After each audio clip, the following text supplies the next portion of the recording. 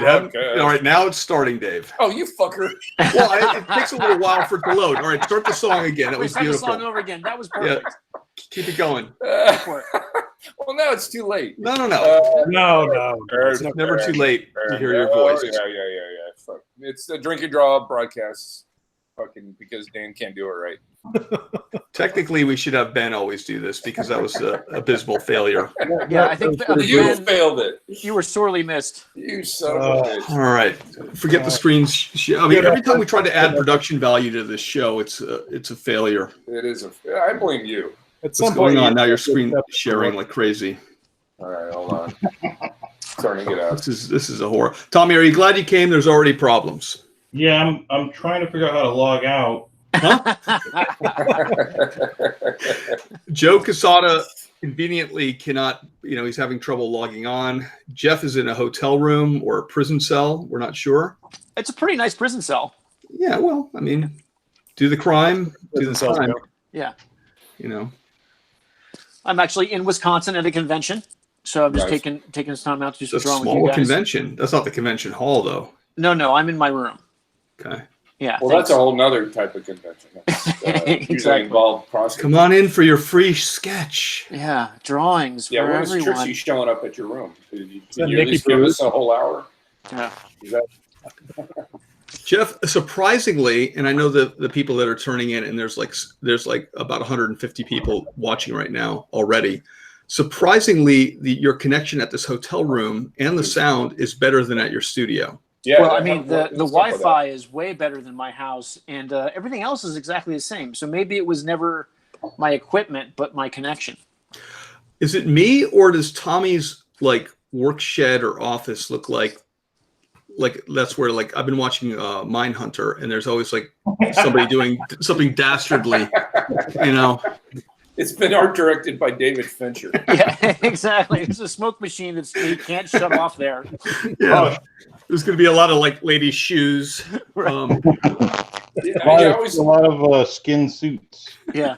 I always laughed at how much time the killers had to kill because they were too busy art directing their killer abode. That's so important too. You got to get the atmosphere just right in your death cave. Yep, totally. Well, it takes a while to organize all my my logs. My sketchbooks all drawn on flesh. Right. Well, you got your tanning area. You got to keep that clean. Yeah. Yeah. You looked magnificent at Heroes Con, by the way. Oh yeah. Oh yeah. Jeez, wow, thanks. I never thought of myself that way. That's nice. I do. Well, Dan's always had a thing for bearded men. I mean, look at Dave. I started started early with Dave, and now I'm kind of graduating to full Tommy. I'm starting to get a little jealous, actually. You're talking about this. Dave, a lot of this stuff is just for like entertainment value. We'll talk later after the live stream. Thank you. Tommy, what are you drinking there? Looks like you poured yourself something. Oh, this is the very last of my favorite whiskey, the Macallan Scotch. Damn, isn't that hard? So yeah, this is my favorite. I get it on my birthday every year, which is in January. So it didn't last very long. 6 months, not bad. Yeah. It lasted a lot longer than it would have in my house. How long did it take you to go through a bottle when you were 2? I try and so I'll get another one soon. We were at Heroes Con, and Sean Crystal had a large bottle of some kind of whiskey, and we took a look. Kerry Nord and I took a look at that, and he goes, "We'll never finish this." And Kerry and I looked over. We're finishing that. don't literally, maybe I don't know, an hour and a half later, maybe even less, it was gone. Yeah. So, Ben, you would have appreciated it. That's cute. Scott was.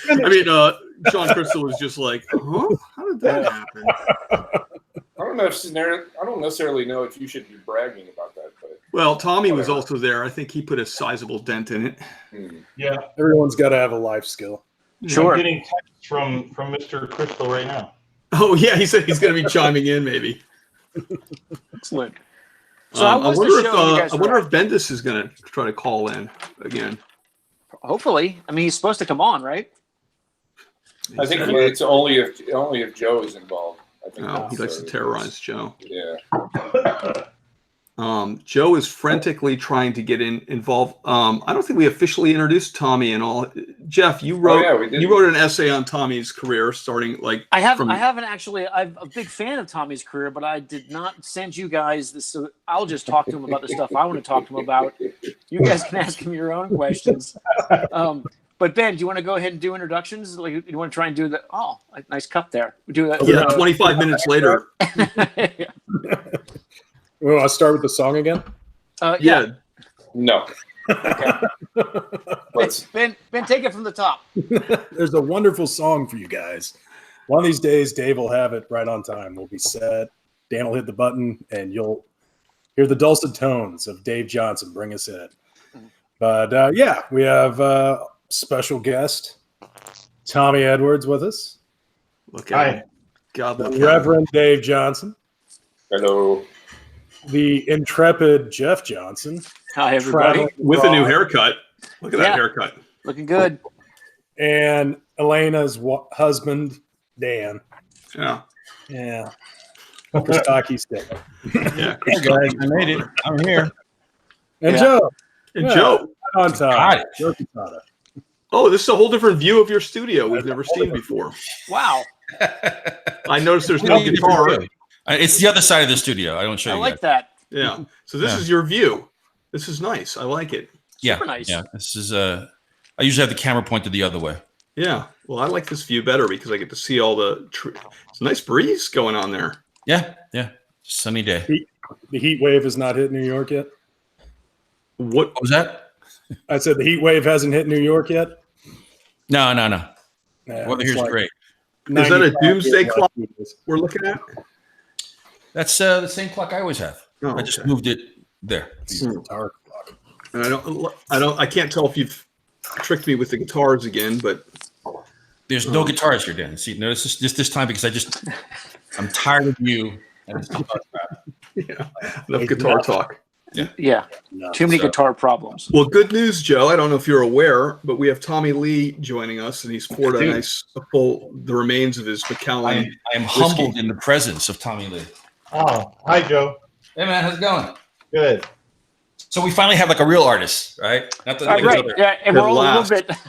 Yeah. Those hacks we had on before, Oming and Scotty Young and oh god, that was the worst. But you know what? We had to do a lot of that stuff in the beginning to kind of get a guy like Tommy Lee. So you have to have some of the scrubs, you know. I kind of hate all those other guys though. Yeah. Joe, your picture is just frozen on you. It's I know. I'm having a hell of a time. As long as you can hear me, that's all that really matters, Dan. Yeah, it's not the most flattering. Oh, now we can't even see you anymore. Yeah, I'm working on it. How about when you talk, we'll look at Ben? Well, it's certainly easier on the eye than me. Right. Hey, Tommy. So can I ask you some questions about? Yeah, of course. So one of the things I like most about your work is just the graphic light and dark quality of it. Like, do you plan on your shadows being like? How do you approach building a drawing up? And you don't have to answer honestly. Right, yeah. Just go ahead and give me because one of the things first off, just compositions are fantastic, but the way you use shadows is amazing. Well, it depends on the story and where I want to read your eye through the page, you know. So lots of times it's based on that. Right. So, you know, I as far as if we're talking comic books, I always tend to I lay out all my stuff on the Cintiq tablet, and I draw with colors even, you know, so I'm always thinking ahead to what I'm going to end up doing with it later. Okay. But it's mostly about value. So, and then I put in where the word balloons are going to go and everything, which is, you know, these big pieces of white, you know, so that also factors into the way that where I put the blacks on the page. So, yeah, it's, yeah, I don't know. I think I luckily throughout time I've had to, I think the more you do that kind of stuff, the less you have to, it becomes more unconscious, you know? So you don't have like a formula for if you're trying to move the eye a certain way, you'll layer, like you just sort of do that by feel, by intuition? Pretty much, yeah. Yeah, there's not like a formula really. You just, it's the same with like the way you'll divide up the page into panels.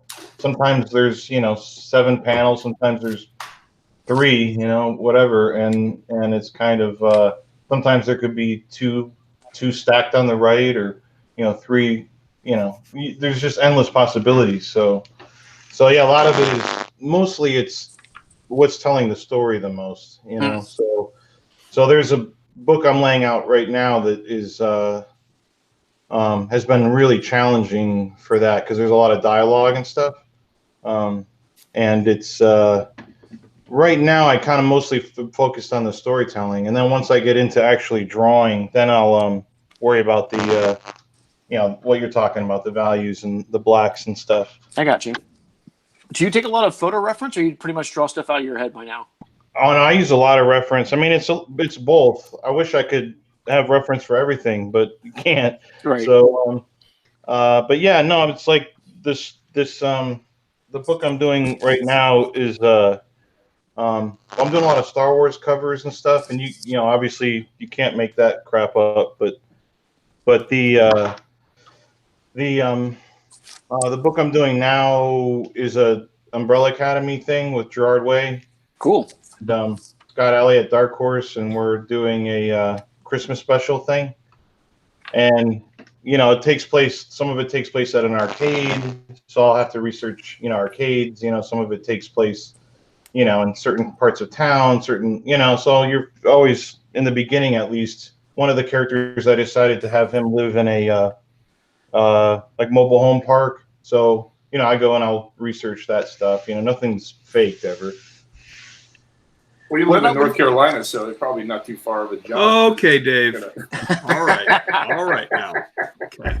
No, that's why I lived in the South. I know what I'm talking about. No, that's why I was chosen for this project. Hey, Tommy, we got a question here. Oh, okay. Jared Pardee, he thinks it's important for you to show your studio cats. Ooh.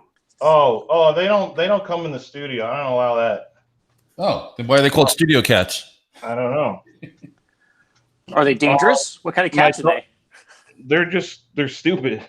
No, we foster a lot of cats, and but yeah, I don't let them come out here. I'm about 40 yards behind my house, and one of them used to come out here, but she's not around anymore. And then but I always have my dog out here with me, but she's not here right now because she'd be when she hears me talking, she thinks it's playtime. And it's not playtime, is it? No. So you find dogs are better for art? Hey, I got a question for Tommy. How did you develop that Drew Struzan, but it's not Drew Struzan style? It's that technique, but you do it different than Drew. Like, you know what I'm talking about with the painting? Like, I'm gonna work on a painting right now. All right. Oh yeah, awesome. So I was just so I start with a drawing, but I draw with colored pencils a lot, and then so again, it's kind of like thinking ahead to the stuff. But yeah, I mean, I loved Drew when I was a kid. I had his posters on my wall and stuff, But it seems like Drew puts in texture at the beginning with the gesso, and I feel like you put it in with matte medium later. Oh, I haven't done that in a while. I did that on a couple older pieces, like that one that you have. Yeah. But mostly, I kind of I don't know. I haven't been doing that in a while. The way I would do those is I would do a painting with I just put some pastels on here. Sometimes I do that to put some local color in like that. Jeff, would you ever approach it? You see all the daring in that? Would you ever approach a drawing in that way? No, I would describe my work as cowardly. I would never. That's. I mean, let's just cut to the chase. No, I would never. I would never have the courage. When you see Tommy just like that. When you see Tommy using just reckless abandon and almost anger in the way he approaches a drawing, you get a little bit. You get a little bit frightened, don't you? It's a combination of fear and inspiration. Interesting. Okay, Well, cool. I'm the same way. I mean, I feel like I'm way too tight especially when I paint, and I see these guys and they have such confidence they know how it's going to turn out. Not really, though. You don't really totally know. Yeah, but I mean, I feel like I'm way too. I don't know. You know, Hey, Dave, Dave, the rumor is you're very tight. Yeah, I mean, you're not going to have a lot of people denying that. That's not what I've been hearing. Well, it's because Dan's so tiny. Yeah. No, Whoa. I just. Wow. Oh, ouch. Ouch. Hey, Tommy, did you go to school for art? Did you study? You don't seem educated, Tommy. That's why we're asking.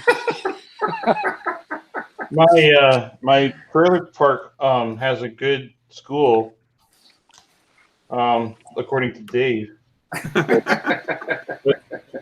No, I went to. I was lucky enough when I was a kid to have to meet an illustrator in Detroit who gave me. I had a lot of private lessons from, and then so when I was in like junior high, and then he helped me get my portfolio together to go to school, and I went to Art Center College of Design in Pasadena. Oh, cool. You did? Wow. Yeah. Very cool. I didn't know that. So you cheated. Is that what you're saying? Like I said, you got a real artist here. Yeah. Cheated with a lot of not sleeping, a lot of work. Yeah, I tried to. I went out and looked at Art Design Center, and couldn't afford it. I was like, fuck that shit. So yeah, it's crazy. Yeah, super expensive. Tommy, were you there when I just started doing jobs, and eventually I was like, I did 7 terms out of 8, and finally I was so broke. I said, I'm just going to work and I'll go back, and then I didn't go back. Was there anybody in the comic book business there that's working in the comic book business or has worked in the comic book business while you were attending? Yes, Bern Hogarth. Oh, right on. I love it. So you actually studied with Bern Hogarth? I've only read the books. Yeah. Well, that's why he's so damn good. There was a guy who taught me more, his name was Harry Karimian. And if you look up Harry Karimian, Carmean, his drawings were really just really taught me everything about drawing, that guy. Wait a minute, was he Armenian? Because Dan? Yeah, he sounds Armenian to me. Sounds Armenian, Dan. Did you live in Glendale? No. Oh. Actually, I don't know. Now he moved out to Arizona. That's a very Armenian thing to do. That's super Armenian. Is Karimian an Armenian name? Anything with an IAN at the very end of it, or YAN, typically. Okay. I mean, not always exclusively, but like Lando Calrissian. Totally Armenian. Totally Armenian. Hey, Tommy, we got another question for Tommy here from Dave Cummings. Tommy, I know you had a chance to try out the Adobe Fresco beta for the iPad. I've liked it so far. I've been beta testing it too, and I'm really digging it. Oh yeah, that's something I've been testing for Adobe for about a year or so. I've never enjoyed drawing on the iPad before, and my friend Kyle Webster, who lots of people use his brushes. I just saw Kyle yesterday. He lives near me, and he introduced me to some people that he was working with at Adobe on that. And yeah, it's really cool. I'm really into it. I just today put the latest update on there, and I had gonna play with it later, hopefully. So yeah, there's some stuff that I can do on there that I can't even do in Photoshop. I mean, as far as the way that the paint really feels like I'm painting, it's amazing. So what I did yesterday was I went to Kyle's house as a way to kind of talk about. I'm gonna try and do this whole book for Umbrella Academy with all digital, and I want to try and do it as close as I can get to doing actual painting. So even stuff like I'm doing here, I'm not even thinking about it, but just smearing stuff around, all these little happy accidents. And I think that digital stuff is getting better and better with that. Yeah, it is. Hey, I got another question for the group. Kevin Earley has been trying to put this question together, so I'm just going to paraphrase for him. It really is sort of about the penciler-inker relationship. What happens when you don't quite get what you want from the inker and vice versa. I guess it's really about collaboration. I guess anybody in this stream could speak to that. So go. So what happens when you don't get that? Yeah, I guess that's part of it. That's when you learn how to ink. Yeah. Well, that was my motivation. I was like, screw these inkers, man. That's for sure true. But I have to say that when I was there have been plenty of times where as a penciler, when you see something come back, it's totally on you. Like, oh, I did not make that clear, or I didn't pick the right inker, right? I definitely didn't pick the right inker. I think it's an interesting relationship. It doesn't really happen that much anymore. There's not really too many inker penciler teams. Yeah. Who are some of your favorites? Well, I love anything Dan worked on. Oh yeah. Everybody feels that way. Well, Kevin, the thing is that it's also combinations breed success. It's a matter of finding the right person that works well over you. Like Dan was one of my first inkers, and I quickly dropped him. That's true. But no, look, the real magic is when you could find an inker that actually makes it look better than when you first handed it in. Yeah. I've worked with guys like Kevin Nolan and Danny Mickey and Dan as well. They do incredible work. The hard part is getting those guys because they're so busy. I agree with that for sure, Joe. Like one of the things that my pencils, when I first was coming up, I studied the John Buscema style of penciling. Mm-hmm. So my understanding is that it was supposed to be that loose, and then it wasn't until later on when inkers would just do whatever they wanted that I realized that if I didn't give them what I wanted, then I couldn't complain. And so one of the things that's nice about what Dan adds to a pencil is some balls. Like my pencils are pretty not tentative, but I don't have big bold lines or super black spots, and Dan will add all that stuff to it. And a good inker will take it to the next level. Yeah, and also the nicest thing you've ever said about me. Well, you're listening? No, I was listening. Oh. you said Dan. His ears perked up. Yeah, no. Then all of a sudden I'm paying attention at that point. Yeah. The other thing is finding is if for example, I've worked with Klaus on a few pieces, and knowing that Klaus is going to ink it, I pencil differently because Klaus is so bold, and his line weights can go from thick to thin in really incredible ways. So you just if when you've been doing this long enough, you kind of know the people you want to work with and how to work with those people. Yeah.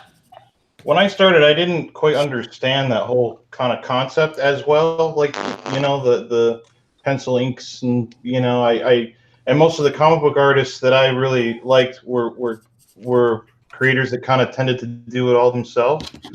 So while I was going to school, and I had, I was lucky enough to have guys like Byrne, but he wasn't, doing contemporary comics. He was doing comic strips from, Wait a minute, you were serious about Byrne Hogarth? Yeah. Why would he lie about that? Well, I thought he was just making it up. I was like, that's He was a impossible. real guy, Dan. He really existed. He wasn't. I thought he was just legend. He was just a thing of legend. No, he was a real person. That was a real person then, huh? Okay, not like the Kraken. Okay, sorry, Tommy, to interrupt, but I actually thought you were kidding on that. No, I'm glad you learned something. That's cool. Yeah, it's very rare. Well, Hey guys, thing. we have a fantastic question here. We do. From August Calcagno. Sorry if I killed that name. Hey guys, let's say you guys agreed to go on one of those weird boat conventions. The boat sinks, and the only drink and draw members survive. You find your way to a desert island and wait to be rescued. You have to sacrifice someone to feast on their delicious butt cheeks. Who would that be? Would you vote or smash Jeff Johnson's head in his sleep? Well, obviously it's Jeff. Obviously we sacrificed Jeff. I mean, without a doubt. Wait, hang on a second. That went dark. Yeah. These are the type of fans we have. Yeah, I'm probably the tastiest. There's no doubt about that. But Dan does have the biggest ass. No, I don't think I do. I have a remarkably small keister, Jeff. That's not what happened. That's not what's on the wall. I don't know what you've been staring at. Downstairs. What have you been staring at?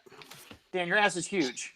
I have a beautiful. I do have a very attractive posterior, but I wouldn't I wouldn't say it's huge. It's next time take a look at it. I challenge you to take a good look at it, Jeff. Oh, he looks at it. All I'm saying is, no, but I like really examine it. Sometimes you got to examine with more than your eyes, to really get a feel for what you're looking at, like a sculptor in a way. Or maybe he thinks your ass is huge because his hands are really small. Yeah, exactly. It's also better wrapped in saran wrap. Is what I True. Yeah, I mean, it's sticky. I do have a sticky keister. A lot of people know that about me. Well, I don't like that question because it seems like I was already being sacrificed without no one even. Oh, 100%, Jeff. Yeah, I think August wanted to sort of steer that answer for us. Yeah. He wanted to sow some discord. That's what he wanted. Jeff, do you mind? And this is weird. This is going to get weird, and I don't think it's just because Tommy's on the live stream. But well then, doing a Deadpool. I mean, that looks nothing like Deadpool, but it looks a lot like Bullseye. That's what I meant. Okay. Bullseye action. Jeff, this is why they won't hire you at Marvel. Listen, what? Are you sure? Throw that Deadpool cover away. That's not why. No, Joe's always had a thing against you. Yeah. Joe. Listen, I have a long list of convention sketches I have to get through. Jeff, and this is going to sound weird. This is my request, although I like seeing the bullseye. Stand up a second. Would you twirl around, or is that just too much to ask? No, the angle's all wrong. Okay, fine, fair enough. Bad lighting. And he's naked. It's a good thing the stream doesn't have an HR department because. No, I mean, I'm just like, wow. Sometimes you can tell, like, I don't know, like how a posture of someone and how well like life is treating them. And if we want to talk about how artists live and our work habits, we know that how we sit and how we approach the drawing has a lot to do with it. That's what I'm getting at, Joe. That is for sure. Yeah. So wait, what now? Tell me, what are you doing?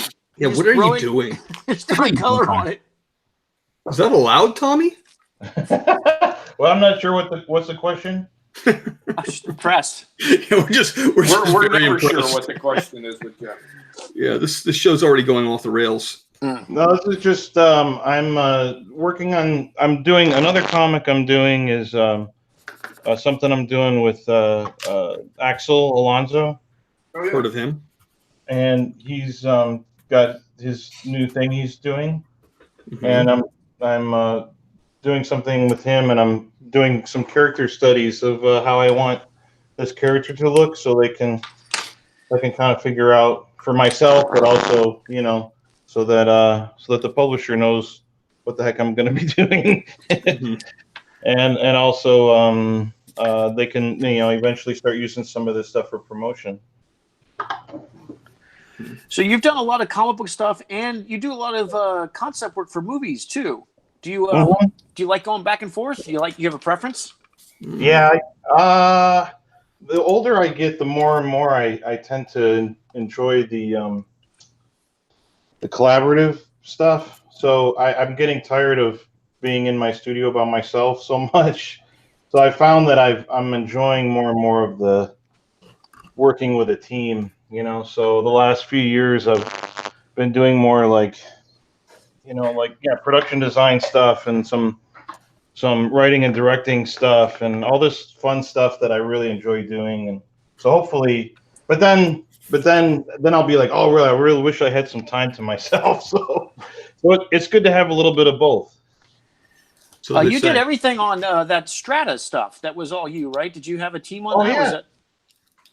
Yeah, it depends which stage. It was going to be a TV show for YouTube, for Google YouTube Red, but then they found out how violent and not for kids it was, so they canceled it. And now we have on Netflix, like Monsters or Love, Death, Robots and stuff. But no, I'll usually put together a team, and I'll write it, and then get different people to on that. In the development for the show, I did a lot of it with. I hired a guy named Callum Watt to work on it with me, and John Paulion. And him. So yeah, I work with a lot of. Did you make this? No. Wait a minute, who is that? Jeff. All right, who is so it? Scott Collins just showed up. He's been on the show before. He's been on the show before. Scott is going to this con with me. He's an old friend. Scott, lean in, say hello. Where's everybody? There. This is Tommy Lee Edwards is painting. Now he's using a hair dryer. Go, Tommy. Let's go back to Scott here. Hi, guys. Why don't you settle down and sit down and draw? No. You keep talking. All right. Back. Where the hell's Joe? Joe Quesada is. He's outside? No, he has got a cool house. I'm outside. I'm in the forest. Yeah, he's in the yard. Nice angle. Nice. I'm actually sitting in the outhouse. There you go. Sorry to Tommy was actually saying something very profound. And then, sorry about that. Yeah. Thanks, Jeff. Tommy actually put his mic on mute. Uh-oh. We Why? can't hear him. Because he's run a hair dryer. Oh, okay. Oh. He's being, professional. Yeah, I didn't. This is what you would have. It's so analog. God. Draw like a barbarian. What is this? The 1980s? For the past year, I was working as production designer on a new movie for Kerry Conran. He made that movie Sky Captain and the World of Tomorrow. Oh I yeah. remember that. Yeah. Yeah, so now we're kind of in budget limbo right now, but all that work I'll usually do digitally. So it's fun to have that as a balance to this stuff. Do you ever go to the studios or work on set, or are you just at your home in your studio? You have to do both. Depends on how much like that. Once we go into production, then I'll have to be on set all the time for a job like that. But some of them, like a movie I designed called The Book of Eli. Oh yeah. I worked for about 6 or 7 months before they start shooting. And then I went a little bit in the beginning of filming to the sets, and mostly I didn't honestly really need to. It was just Albert Hughes of Albert and Alan, the directors. Albert really wanted me to see this stuff finally built for real and stuff. It was unreal. It was exactly what I'd drawn. It was really cool. That's very cool. Who was the guy who did storyboards on that, or some of them? Chris Weston. DiMaggio. Yeah, Rodolfo DiMaggio, I think, worked on it too, didn't he? Rodolfo he did a few concept pieces in the beginning when they were trying to sell the concept. Oh, okay. Yeah, I like those. Those were cool. Yeah, Rodolfo's the best. Yeah, his storyboard stuff is amazing. Yeah, he's insane. We used to be a lot closer as friends, and then he just got. Then he got to know you, and then he got to know me, and it's like I don't need this chump, I miss hanging out with that guy. But he was. What do you miss most about him? Traveling around the world now, doing all the movie stuff. Yeah, he's busy. I think the last thing that he worked on that's come out is Dumbo. I missed that one for some reason. So weird. Did you see that? No, I do see a lot of kids' movies though because of my son, but I haven't seen. I imagine at some point I will see Dumbo. Yeah, I wouldn't allow my kids to see that. I'll allow my son to see the cartoon. Yeah, of course. Yeah, that movie just looked. I mean, a little bit too realistic with the. I don't know. It just looked weird to me. It's scary. It is weird. I'm going to move the camera over to Ben for a little while because he was smiling, and it's kind of rare. About flying elephant. It's going to be weird. It's going to be super weird. Dan, that's a nice Clint Eastwood. Thanks. You want to see it here? I would love to. It's you know what? God, it looks better in that angle but it's actually a terrible drawing. It looks perfect. Put some yellow on it. I'm thinking. Believe me, I'm thinking about it. Here comes the yellow. Oops, I messed up his nose. Guys, we had a question about what paper to use or you recommend using when you're watercoloring. So I don't know how many of you can actually answer that besides Tom. Well, I'm a pretty good artist, so I guess I'll answer that one. Field that one, Dan. No, I don't. There's just watercolor paper, but Tommy, what do you use? I've seen you what's interesting about Tommy is you'll do shows with them and he'll come back with 3 full paintings that he pretty much did in your room, right? At the show? Well, it depends what the show is, but yeah, sometimes it's you just want to, try and make some money. But yeah, I mean, see, like right now, I messed up this paper a little bit. I was coming up, so I'm using this paper for the first time. It's like it's Bristol, but it's kind of very thin. It's like a 100-pound Bristol, but it works pretty well with if I'm not getting too heavy with stuff. But I thought I'd try it out. But yeah, I would say lots of times I use watercolor paper, or I'll use a nice thick Bristol board. Either one is fine. But it's important to kind of tape it down. You see, I usually tape it down much better than this. Like, I tape it down really really solid to my board. My drawing board is, always separate from my table, so I can move it around. Yeah. So smart.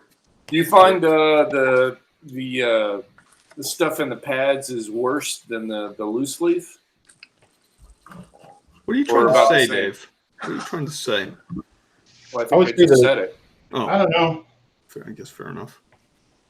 Depends on the brand, I guess. Yeah. I mean, the loose leaf stuff's going to cost more, so I like to pretend that it's better. I like to pretend things. Yeah. Question for you, Dan. From Dream Movie Cast. Are you using reference, Dan? Am I? Yeah. I pulled up a drawing on a drawing. I pulled up a photo online, and I'm looking at that photo. So I've never seen that photo before. No one's ever seen this photo. Maybe you should look at it a little harder. Yeah. That's what the comments are. That's what I just said. It's still nicer than having someone wanting me bashed on the head. Yeah. Well, Jeff, come on, you deserve that a little bit. I mean, yeah, but I don't know. He doesn't know me. You guys can say that. Hey, what are you working on, Dave? I want to know what Dave's working on. I'm just doing a chick drawing on a. I wish I could get this thing closer. I need to remount my camera. It's pretty. It's retro. Yeah, I like that hair. It's a girl I saw on. The reflection does kill me. The reflection on it. It looks upside down. So you draw upside down. Well, I spin it, Dan. Oh. Come on. Dan, what are you drinking? I am drinking vodka and tonic. All right. Okay. Ben, how about you? What do you got over there, buddy? I was on coffee and water. I'm fighting a little bit of a cold here. Oh, that's a bummer. Need to kill it with some bourbon. But It's the best. It's the best medicine. Not laughter. Not stupid laughter. It was fire. I'm not drinking shit because I forgot to go to the grocery store, so I apologize.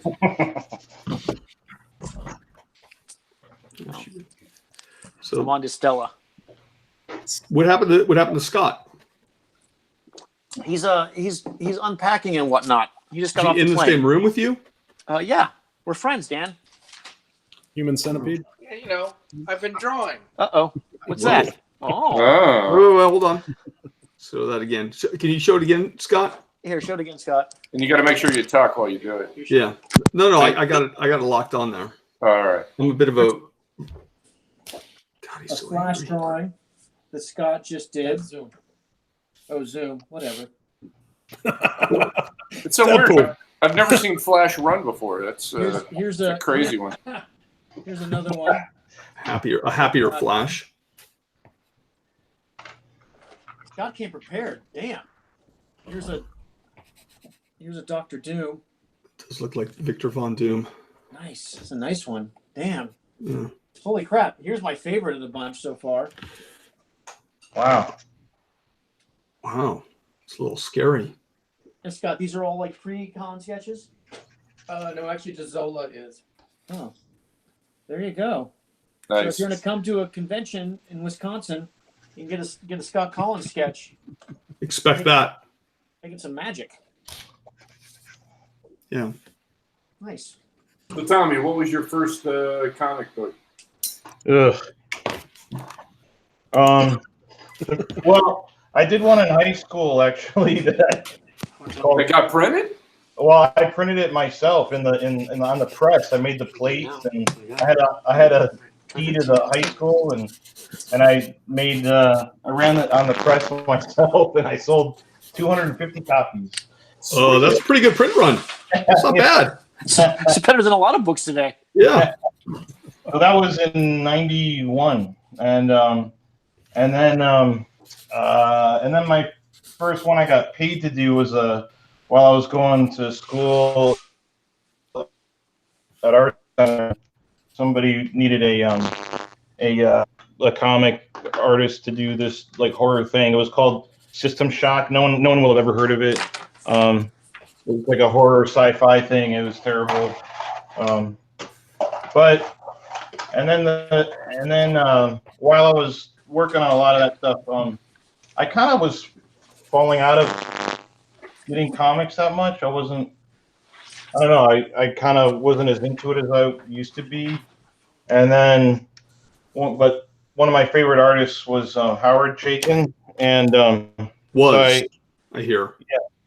So I met Howard. I was 19, and then like I said, like Byrne Hogarth wasn't like a contemporary, like so if I wanted like, feedback on how to make modern day comics, Byrne wasn't probably the best guy to talk to. It needs more loincloths. Yeah. So Howard kind of became that for me, and so I was able to get to know him well, and we then ended up sharing a studio together, and that was a good way for me to learn a lot of cool stuff, and about a lot of what ended up being my favorite artists, guys that came before us in different generations, like Alex Toth and Milt Caniff and Frank Robbins and all these guys that I didn't grow up reading because they weren't doing so much then, Yeah. Do you have any fun Howard stories you can parlay?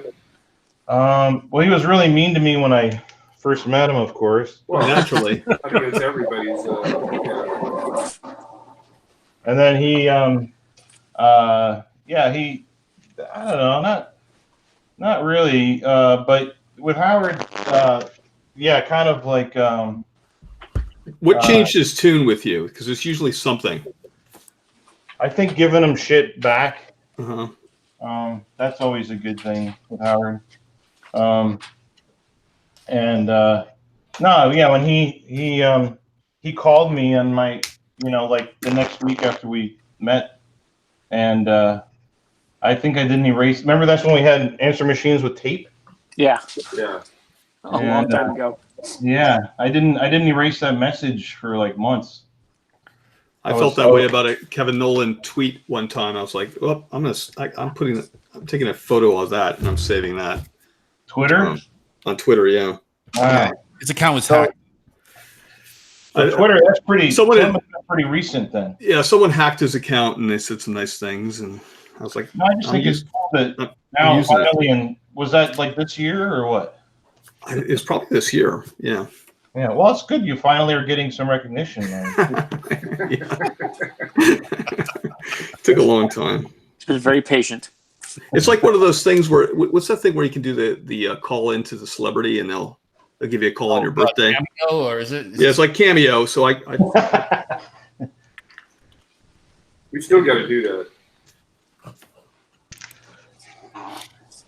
So I'm using some colored pencils to kind of help me define, some of the stuff on this face now. Are you going to go in with solid black ink, or are you just going to do color? Probably not. I think what I might do is come in with.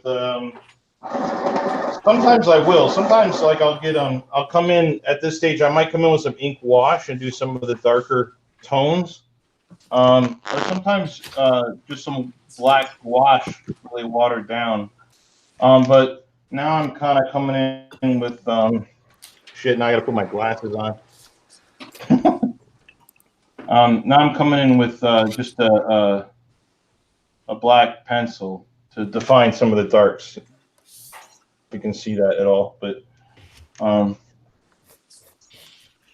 it's looking good. Joe, can you show us what you're working on, or is it secret still? We have a little special feature with Joe coming up that we're introducing in this episode. It's called Storytime. Oh, nice. Joe. And Joe's going to read his favorite story to us, and then I think one of us is going to illustrate it, right? Is that how it works? I figured since I can't show what I'm working on, because it is kind of secretive. that one of the things we did, I actually showed a page that I was working on last week and started sort of dissecting my own storytelling. And I guess, we got some people that kind of dug it. So if you want, I got some pages that I can do that with. That would be great. I'd love to get like a storytelling tutorial. That'd be sweet. Yeah. So you think I'll need a second to set up. Yeah, we'll do that towards the end of the episode, and then all those people that we're trying to tune out possibly. They'll have to wait. They'll have to stick around. They'll have to stick around. Somehow bait for this. Well, you know what? While I'm on the mic, I just a self-serving moment. I have a question actually for myself. Not that I'm asking it myself, but Dream Movie Cast asked this at the end of last week's episode, and we couldn't get it in. So I want to make sure that I get their question in. So it's he says, "How are new comic readers being reached without newsstand bookstores?" Newsstand / and bookstores. Also, why don't I ever see digital ads for comics? The truth of the matter is that really digital comics are the new newsstand. They're the place where people can get comics anywhere. The problem with the direct market, of course, is that for those of us that live in cities, we take it for granted that there's usually 2 or 3 shops close to us. For most people, they could live hundreds of miles away from a comic shop. So that's where the newsstand was a good feeder system. But now with digital, it's always accessible, and there's some pretty great digital deals out there, including, Marvel Unlimited. And as far as digital ads, I mean, I don't know. I see tons of ads for digital comics, if that's what the question is. What do you guys think? I mean, you have your stuff printed in all different mediums. You guys see digital as, I see it as a great asset to introducing fans to the hobby in a lot of ways. I think you're right. When I first moved, living in LA, there were tons of comic book stores. But when I first moved to Oregon, I had to drive a half an hour to another town to find a comic book store. So they're hard to find, and digital makes it easy. Yeah. Especially now, what's the Marvel Unlimited thing is like you get all the back issues, right? For a lot of you get a lot of content. You get new content, but it's not the on the stands at the moment content. I think there's a lag time, maybe a couple months, 3 or 4 months. I'm not quite sure, but it's a great deal, and there's a lot of people that are subscribing to that, and it's a growing initiative for us. I also want to answer this question because I hear this all the time. Where people say, I don't understand why comics aren't being advertised on TV. Why aren't there national ads for comics? The reason for that is because it's like taking your money and burning it, a big pile of it. Because essentially, the things that you see advertised on TV are things that you could fall out of your door, walk a couple of blocks, and they're there. Toothpaste, right? Any of those sort of products that you need are advertised on TV. For comics, being that there are people that live miles and miles away from stores, advertising on TV, it's only frustrating because like, where do I get that? So hopefully with digital, some of that changes as we start to grow. And there still is a bookstore business there. I mean, some of the bookstores have gone out of business, but that has nothing to do with comics. It's just to do with the business of book selling. But it's still a viable business for us. You're saying all those ads that I've seen for DC Comics are just pointless? On TV? Yeah. Yeah, I always see those and I'm like, it's really more for the optics. But the truth of the matter is, anybody who's watching that who can get to comics already knows about comics. Yeah. If you're watching that and you're living, in the middle of Iowa, right? And you're like, oh, well, where do I get them? Right. So it's not, from my perspective, and I don't mean this as a slight on DC. It's not the best way to spend your money, because it looks great and it gets, it'll have fans going, oh, look, they're advertising nationally. Great. But what's it adding to the bottom line? And I think when you look at the dollars invested versus the return, it's not worth it. Not yet. Not at this point. Well, there goes our idea about advertising this broadcast. Yeah, Dave's got some big dreams about advertising the Drink and Draw. I can't even imagine how bad that commercial would be. Soon we will be in everyone's house all the time. God, wouldn't that be great? Tommy, what do you think so far? I always like to get a little feedback. Like, what do you think of our operation? Are you regretting being on here yet? No, I haven't really been listening, but That's a big problem we seem to have. Smart. That's our biggest problem. No. I think it's good. Okay. I don't know. I think it's kind of like going back to a little bit of what I was saying about us being in our solitary, and I think all of us kind of can live all over the place, and we get to see each other at conventions and stuff like that. But for the most part, this kind of stuff means a lot to me and to a lot of us. We get to actually, talk and show each other our work and get critiques and that's like when I was talking about Howard. I mean that was a good thing for me to have that all the time. Oh yeah, I miss it. It gets it gets lonely in your studio by yourself. Yeah. Well, that's ultimately why I started to critique your drawing, Tommy? Yes. Thank you. Okay. I like it. That's my critique. Take a look, Jeff, and you can give him some pointers and shoot him in the right direction. And I think Tommy's enough of a student of the game that he'll be able to take that direction and improve it a little bit. Student of the game. Yeah. I think it could use a little more of what you got going on there. Oh yeah, good advice. Thanks. Yeah. Solid. I'm like Jeff. I'm a coward too. Tommy, the minute you had that little rip in the page, right, and you just plugging away. Yeah, just kept going, right? He never stops. Jeff, the minute that page rips, I'm done. I can't. Yeah. I freak out. I would have given up. No, for sure. Yeah, Tommy makes it into art. He makes it into art. Yeah. I've watched Jeff give up so many times. It's beautiful to see that type of destruction of a man. Right. Sure. But it's also sad. It is sad. Well, I would say that out of all of us, I'm probably the most fragile. Look, I covered that rip right up now. See? Done. Look at that. You don't even see it. It's part of the charm of the whole thing. Yeah. Collectors love ripped art. Oh, yeah. Ben, what would you say to ripped art? It's big for me. I really I've dug ripped art out of trash cans before. Mm-hmm. Oh, you've been to my house. Yeah. It's one of my favorite things, sitting there at a con, watching an artist get frustrated with a piece, tear it in half and throw it in his bin, and then watching and waiting for the guy that comes over and ducks underneath the table. It happens every time. It's hilarious. I rip my drawings up. I make sure I'm ripping that up into like a whole bunch of pieces, and that's that. I have a Bill Sikevich that he did a drink and draw and threw away. I remember that. Jeff, that was kind of. I thought to myself when you did that, I was like, that's a little bit of a violation. Like you're an artist and you took up this no, I'll take that. That's it. Maybe that's why he hasn't been on the show. Yeah, thanks a lot, Jeff. It was a glorious Frankenstein drawing. It was beautiful.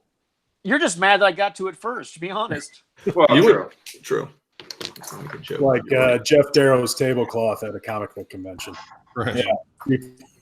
Always stealing Jeff's tablecloths. We had a question from the audience about cons and how you guys feel about sketching in front of people when you're at a show. Do you have issues with working in front of an audience like that? I don't have a problem with it. But yeah, it got easier as time went on. It goes slow. Goes slow when you're working at a show? Yeah, that's why, like how Dan was saying, I'll disappear for a little bit and come back, and I've got a bunch of work done. Oh no, it's like cover quality work. I remember seeing it, and I'm like, oh well, he didn't have that yesterday. That means he did it like last night, and it's like 3 full paintings that are cover worthy. Oh, man. It is a little tough to get into the groove when you're signing stuff and trying to work on a sketch, but I think it's fun. Yeah. A follow-up question to it, if any of you have any horror stories from working at a convention on a piece of work and somebody comes over and bumps the table or something like that, ruins the art. Oh, that happens all the time. Jeez. Especially sitting next to Dan. If you're sitting on a table that Dan is also sitting on, and you'll be trying to get that perfect line, and then he starts erasing. Yeah. I love doing that to Dave. Those big, thick arms of his, he just can't do it tenderly. There's very little I can do tenderly. He's got to just really dig into the fucking table. Hey, Dan, guess who just texted me? Of course. It's at the 0 hour, so Bendis wants in, Bendis right? wants to be on the stream. He had plenty of time to come in earlier. It's amazing. Look, it's a running gag at this point. You know what I mean? He's just doing it. He does it on purpose. Yeah, he does. You know, because he knows, oh, I'm Bendis, And I fall for it because I talk about him each time. It's Yeah. Joe, do you have time? Forget Bendis, because now I've never met him, but I'm angry with him. Yeah. Do you have time to do story time with Joe? I do. I mean, wait to the end here. I feel kind of left out. This is we're getting it's right there. You're supposed to wait till the end. We're at an hour. We're at an hour. We don't like to give the fans too much because I mean, and there's so many of them. That's the other thing. It's like we can't cater to like thousands of people. I gotta get my imagery up here. Drink and draw army. Yeah. The army. That's a pretty sad army. I'm gonna do a little. You guys can chime in here as well, because I'm going to talk about just some sort of pet peeves. And this is more than anything. I just sort of see this as helpful advice for anybody who's putting together a portfolio, wanting to know. Hold on a second. Things that Marvel editors may look for, things that they want to see. Problems that you might have in your own artwork that you can resolve now. And I'm not saying I'm the all-seeing, all-knowing one of this stuff. But like you guys, have been doing it long enough that you kind of do this stuff just on pure instinct. Give me a second here, trying to figure out how to share my screen. All right. I'm looking. I switched the thing to Jeff right now because I like looking at him. There we go. Just like studying him. I do have excellent lighting at the moment. Okay. Can you guys see my screen? Am I on? Yeah. Yes. Oh, awesome. All right. So yes, I was. Hold on a second. Figured I'd go over some of these Miracle Man pages that I did with Grant Morrison. Cool. Because he was sort of like working Marvel style. Grant had given me sort of 3-page document. It was written like a screenplay. He hadn't broken it down to panels. It was something that he wrote when he was really, really, really young. And it involves this priest who, the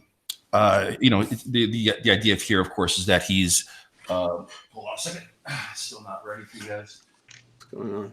Sorry, I didn't prepare well enough for drinking. Yellow. I like you. Put some yellow on that. No yellow. So anyway, so the idea being that this priest is walking. We open on this priest, walking down this sort of desolate cliffside British seaside area in his own thoughts, right? And it's a cold day. So for me, the basic idea here was to convey the loneliness of this guy.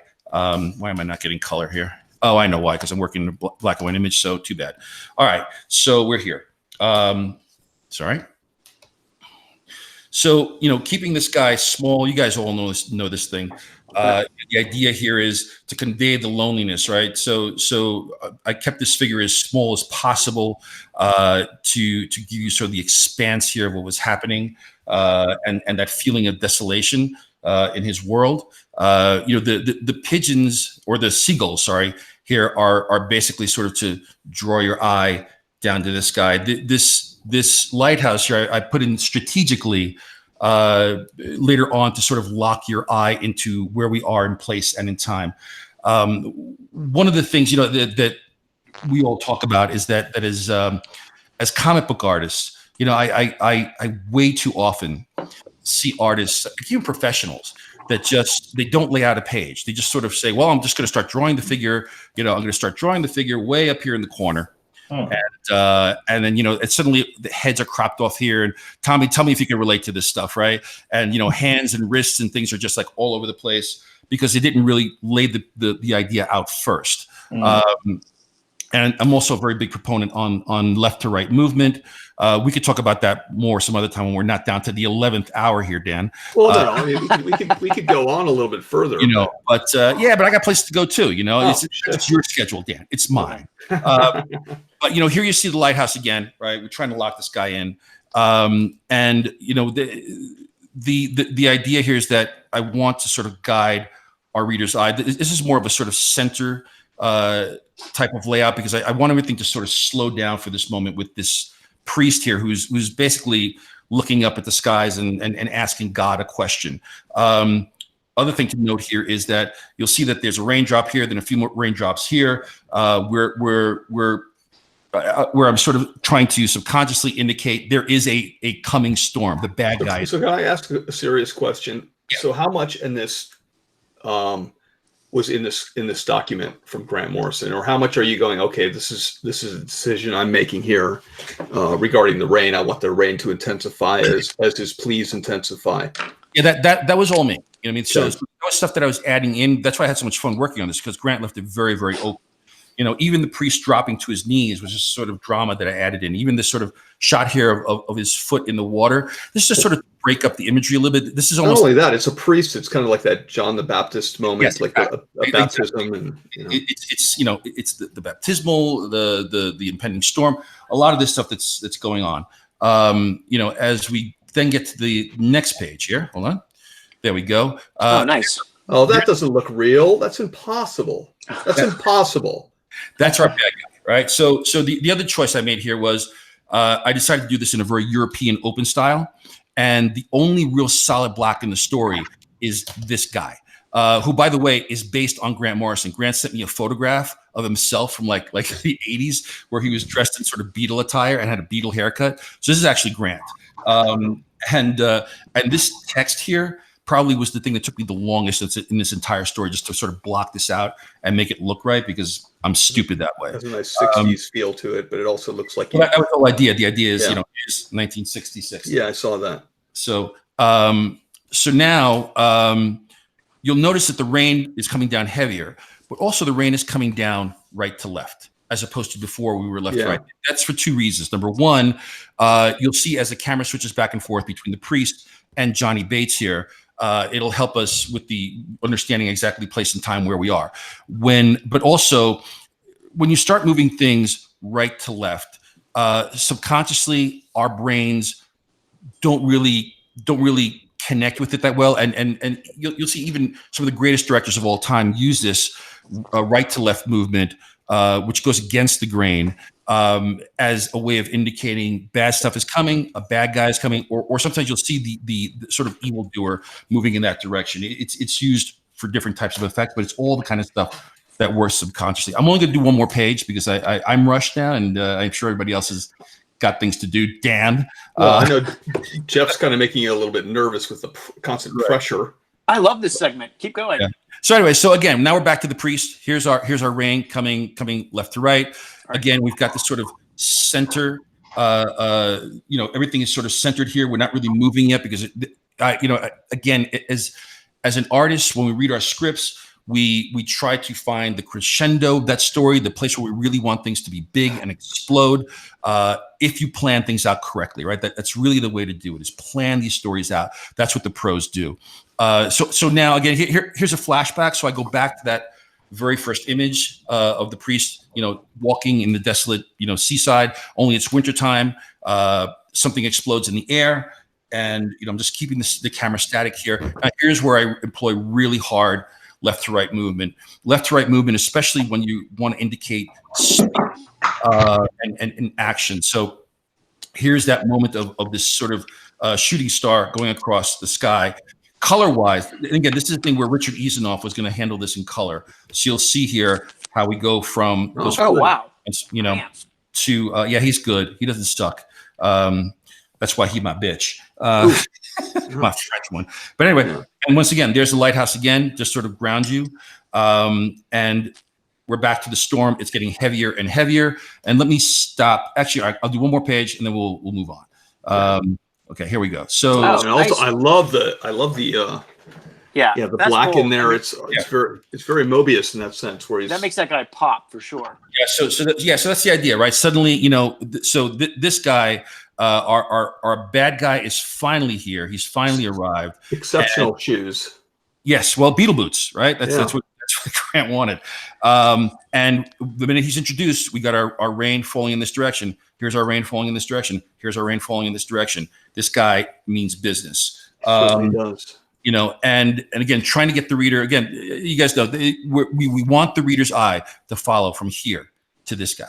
Now we're down here. And again, this is Grant from, the 80s and right to here. So if I'm doing my job correctly without word balloons, our eye is going to where we want, which is off the page. All left to right movement, left to right movement. And the reason for that is because we read left to right. It shows the passage of time. When you open a book, guys, you start in this corner. By the time the book is over, the last page, you end up there. So anyway, that's the quick debrief for right now. I'll do more of these pages next week if people want to see them and if Dan gives me some time. That was great, Joe. Thanks. That was awesome. Yeah. Tommy, it looks like you want to say something, or you're angry, or No, I just wanted to say thank you.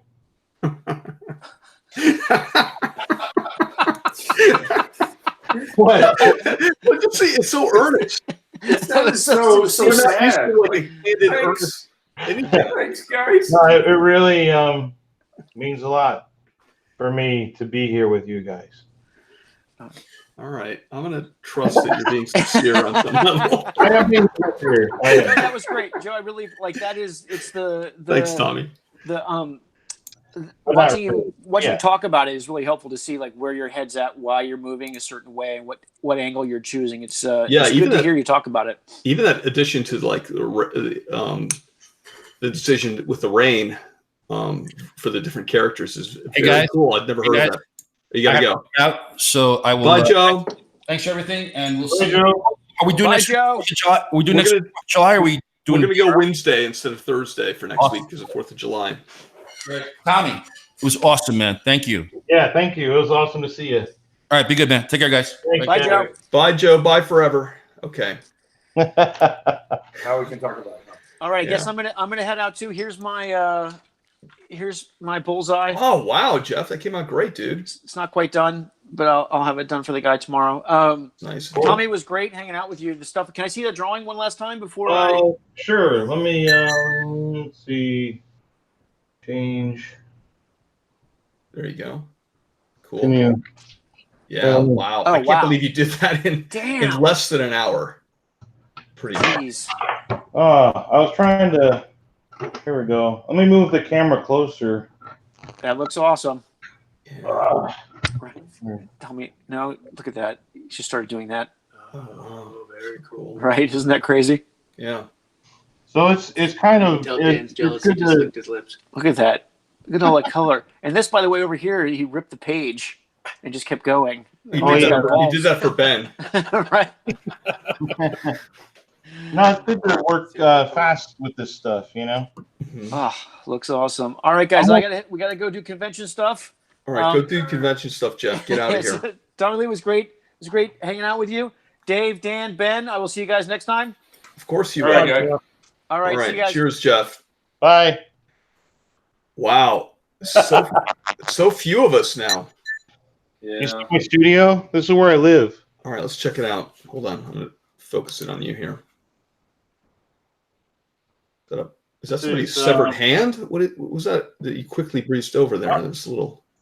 I'm not sure. Maybe. Blood? I don't think so. A lot of blood. There's a lot of there's a lot of Godzillas and stuff. I don't know if you can see that stuff. History shows again. Yeah. Wow, there is a lot of Godzillas there. Who has more Godzillas, you or Arthur Adams? I don't know. That's a cool one. That's Scott Collins is a big. I guess there's so many comic book artists that are huge Godzilla fans. Yeah, I know Arthur Adams is a big Godzilla guy. Yeah, I don't know how many I have. I used to know there were several hundred, but I can't remember. Several hundred? Yeah. Wow. Looks like you're infested with them. Yeah, I stopped for a long time, and then if an iguana snuck into your studio, that could be like a perfect safe haven. Nobody would ever find it. But yeah, it's good to have a place where you can have all the stuff that you like, right? I wouldn't know, but I imagine.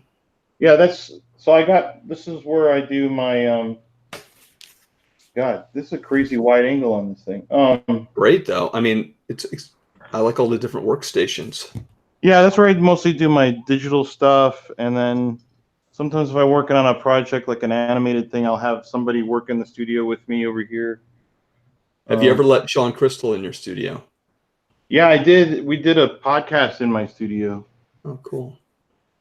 And those are all the CDs that take up that I don't listen to anymore because it's all digital. Mm-hmm.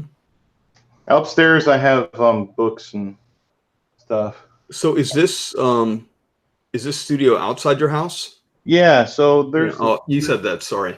Yeah. Yeah. So no, it's which was great when the kids were little because I didn't. It's nice to have a separation. Uh-huh. And upstairs is just pretty much a library or a place where you're like reviewing material to kind of like decide on how you're going to use it, or what? The upstairs, you said it's mostly books. Yeah, it's mostly books. Also like a lot of like costumes and stuff. Excuse me. Pardon me on that. What was that? Well, let's say like especially with Star Wars, I have to. I'll have people pose for me and stuff. All right. I know a lot of people always forget like Loomis and Rockwell. Everybody, that's a great asset to have. That's pretty cool. Yeah. So, but anyway, all right. Well, it was fun, guys. Thanks, Tommy, so much. Yeah. Thanks for being on. Yeah. And anytime you feel like if you want to share the studio with us and everything, and you're always welcome. Unlike Bendis, who like maligns us and tricks us. You're always welcome to dive in if you want. Man. Yeah, actually on the other side of like over there, there's my computer.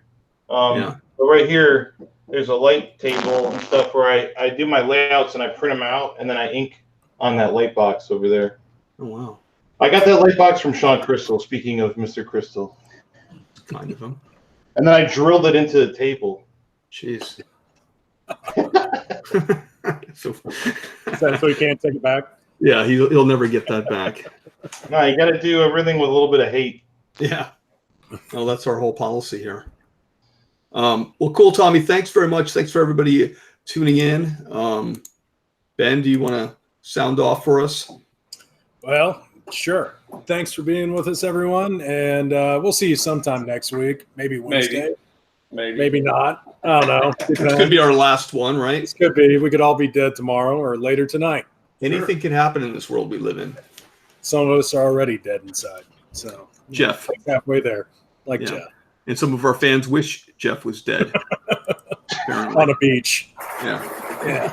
All right, so thanks for tuning in. We'll see you on the next episode. Everybody take care.